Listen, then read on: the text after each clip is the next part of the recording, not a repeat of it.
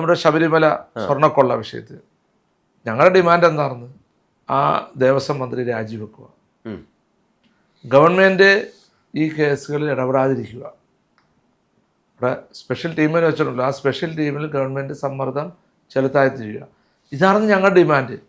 ആ ഡിമാൻഡ് സർക്കാർ വഴങ്ങാതെ വന്നപ്പോഴാണ് ഇപ്പോൾ ഏറ്റവും അവസാനം ചില ഇഷ്യൂസൊക്കെ ഉണ്ടായത്. അവിടെ നമ്മൾ അതിനുവേണ്ടി നിന്നു. കാരണം ശബരിമല സ്വർണം മോഷ്ടിക്കുക എന്ന് വെച്ച് കഴിഞ്ഞാൽ അത് ഒരു വിശ്വാസി പോലും അത് അംഗീകരിക്കാത്ത കാര്യമാണ്. അത്രമാത്രം ജനങ്ങളെ ഭക്തജനങ്ങളെ പ്രയാസപ്പെടുന്ന, അതൊരു സമൂഹത്തിന് മാത്രമല്ല എല്ലാ സമൂഹത്തിൻ്റെ. ഇപ്പോൾ ശബരിമല അന്ന് ഞങ്ങൾ ആ വിഷയത്തിൽ സഭയിൽ വലിയ ബഹളം ഉണ്ടാക്കി. സ്വാഭാവികമായിട്ട് ഉണ്ടാക്കിയത് സസ്പെൻഷൻ കിട്ടിയാൽ പോലും ഞങ്ങൾക്കൊരു പ്രശ്നമില്ലായിരുന്നു. കാരണം ആ വിഷയത്തിൻ്റെ ഗൗരവത്രമാണ്. ഞാൻ ചോദിക്കട്ടെ, ഒരു വിശ്വാസിക്ക്, ഏത് വിശ്വാസം, മസ്ജിദിലായാലും ശരി, അല്ലെങ്കിൽ അമ്പലത്തിലായാലും ശരി, അല്ലെങ്കിൽ ചർച്ചിലായാലും ശരി, ആ ഒരു മുറ്റത്തുനിന്ന്, ഈ പറഞ്ഞ നമ്മുടെ ആരാധനാലയത്തിൽ മുറ്റത്തുനിന്ന് ഒരു തരി മണലെടുക്കാൻ പറ്റില്ല.